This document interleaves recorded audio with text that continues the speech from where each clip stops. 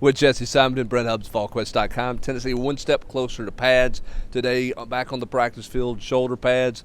Got a chance to see them a little bit more, do some different stuff today. I think the first thing that jumps out is the defensive line still getting a lot of love, and for both of us, Elijah Simmons still impressive as an athlete. Yeah, I mean, I highlighted Elijah Simmons, Emmett Gooden. I thought Latrell Bumpus looked good today. I thought the unit had a pretty good day overall. Just, I think it's more athletic. I think it's more agile. Now, we'll see how, leverage, explosiveness, when all that stuff happens, when the pads come on. But I think Tracy Rocker has to at least be encouraged by the start of that group. Now, it's striking to kind of see maybe the renewed athleticism from some of those guys, like Elijah, even compared to a guy like Savion Williams, who I think has some promise. But, Elijah's 340 pounds, and he just moves differently from that group.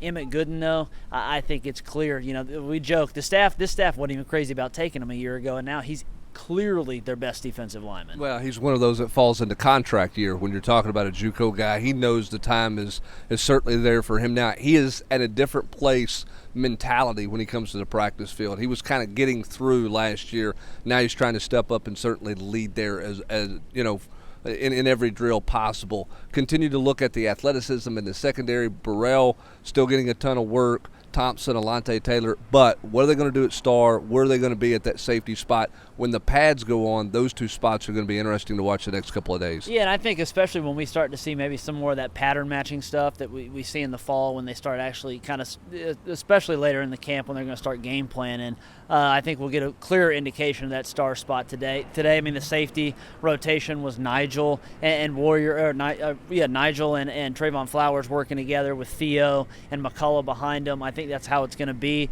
There's a guy like LaBruza who we've seen and heard getting some work at star. I think that's a position that right now there's just a lot of uncertainty. The one thing about that group, I did have it in the notes, the ball skills of that group I think are just much improved from where they were, especially 2 years ago. But even this fall, I think it's just evident when they do some of those tracking drills. All right, let's flip it over to the offensive side of the ball. What jumped out to me quickly, Jerry Garantano, more vocal than we've seen. I won't say he called out a player, but he certainly got after one of his receivers, Josh Palmer, and telling him to step it up and get his game going a little bit.